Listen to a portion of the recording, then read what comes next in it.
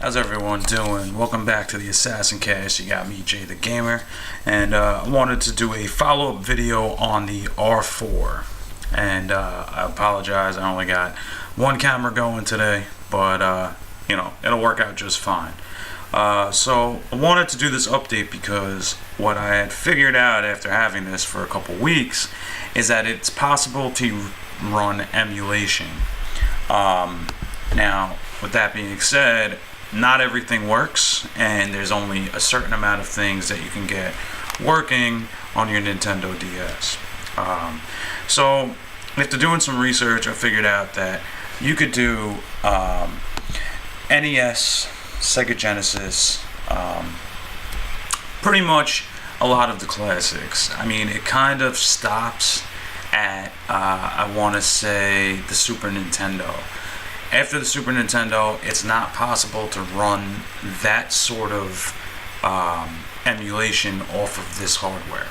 Now, I don't know about the Nintendo 3DS. It might be a little, I mean, it's obviously more powerful, but it might be powerful enough to handle that type of file. But for right now, for me, it does the trick. You know, I'll be taking the train very often for work, so having to have this with all the classics really is something. It was pretty simple.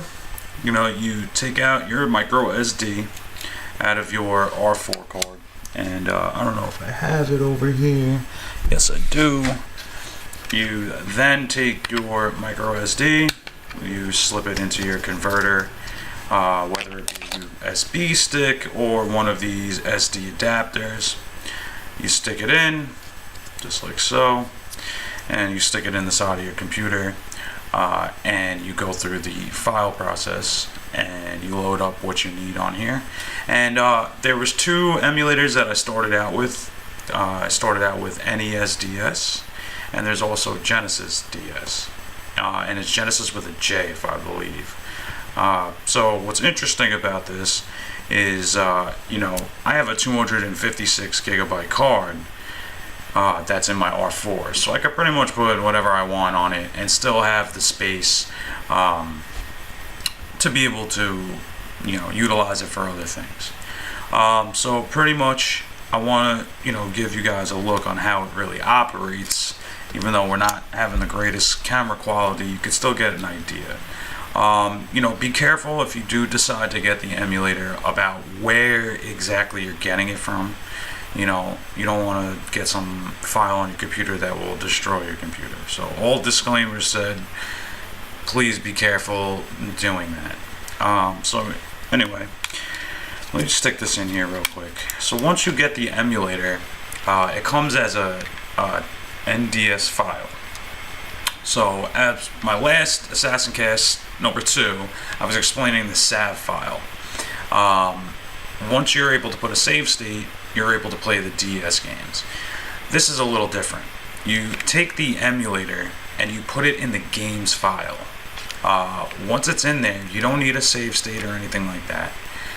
You load it into the games folder, and then you make a folder for the ROMs or whatever games you have. And now I'm not promoting piracy by any means. That's a discussion for a later topic when I have our new co-host coming on. We'll be talking about that later. And by the way, that is going to be coming soon. I'm sorry I haven't been able to put out some more content lately. It's just been a little crazy. So anyway, you make a games folder for NES, Super Nintendo, Game Gear. Oh yeah, I'm sorry, I'm getting ahead of myself. So now you're able to emulate Atari, ColecoVision. You're able to emulate Game Gear, Sega Master System, Sega Genesis, and the Nintendo. Oh, also Game Boy, Game Boy Advance, and Game Boy Color. I mean, I think that's it. I don't think you're getting anything else, even close to after Super Nintendo. And even Super Nintendo on this particular card and the firmware that I'm using, which is Moonshell. There is other firmwares out there. So, but for Moonshell, that's going to be it, really. And the Super Nintendo is a little iffy, and we'll get into Sega Genesis in a minute. So, real quick, you make the folder, you load the games on. once you do that and you take care of it and you have the folders, you're able to unhook your micro SD from the computer, pop it in a Nintendo DS, and you're good to go. So let me just actually show you real quick on how this works. Alright, so I'm going to do this as close as possible to the screen so you can get an idea. And let's try not to cut myself out of this. Alright, so you turn it on. It loads up. Now it might have a little issue seeing with the bright screen. You tap it. Now it says, you're not going to be able to see this. Alright, so it says touch for Bomberman Land. That's how you get into the R4. So now it's loading up. As you can see, I'm in the custom firmware. Okay, so now you go to game, and it's going to scroll through all the games that I have on here. You scroll down to, oh, put something by accident. Error code. That's true. Okay, get into that in a second. So once you have the emulator on here, let me get this back on quick. Once you have the emulator on there, then you get into your custom firmware.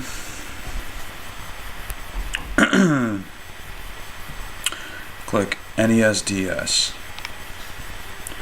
Now, if you could take a look here, I know the quality isn't that good. Let me get it real close. You have a bunch of options here. Now, they say that they had already did an update for you to play Famicom Disk System games also through this emulator. To me, that's awesome. But in the case for what I'm working with, I'm new to this, haven't been able to get the Disk System games to work yet. But you scroll down using the D-pad, and you go to the folder where you keep your NES games, and conveniently I just noticed that they put the they kind of highlight it for you.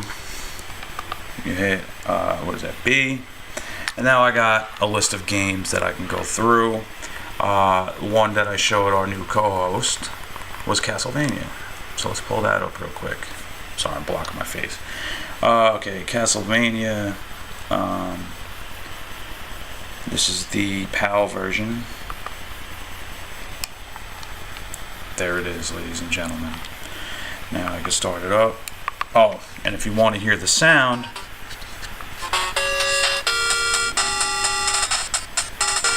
oh shit, they're probably Nintendo's gonna do that thing where they take this video and say, oh, he stole it. Well, sorry.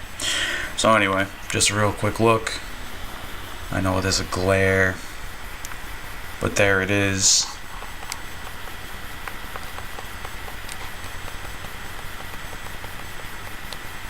And it works.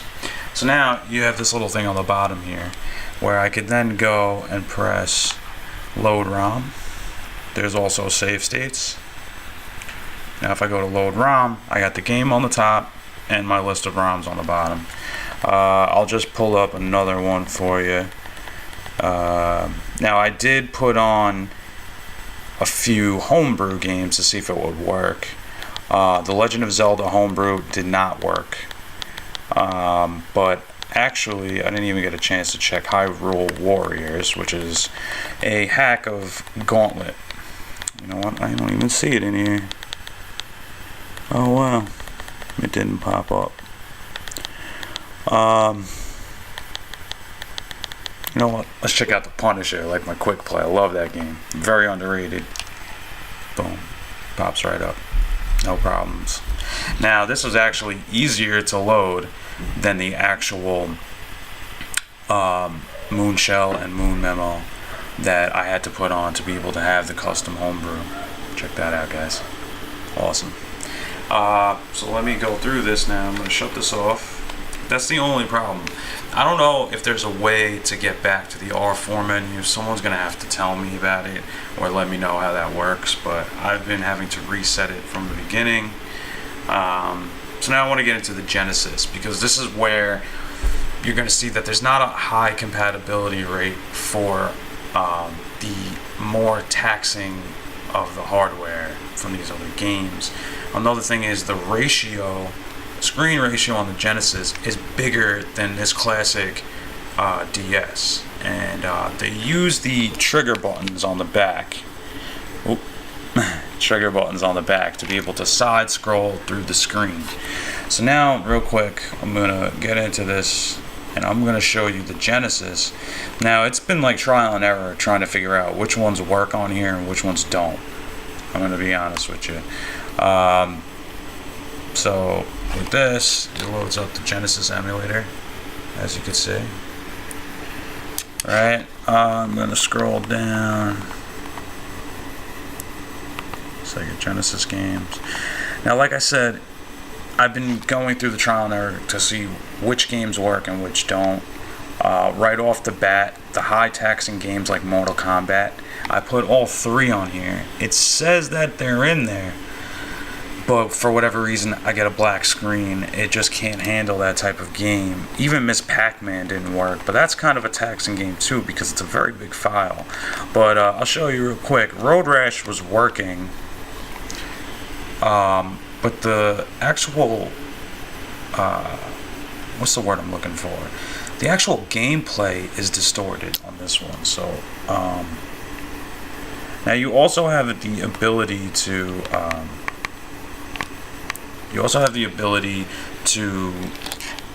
I'm sorry, I'm losing my train of thought. I want to show you, real quick. I got Earthworm Jim to work. There you go. Yeah, that's what I was going to say. The sound isn't as forgiving as the DS, the NES DS, I'm sorry.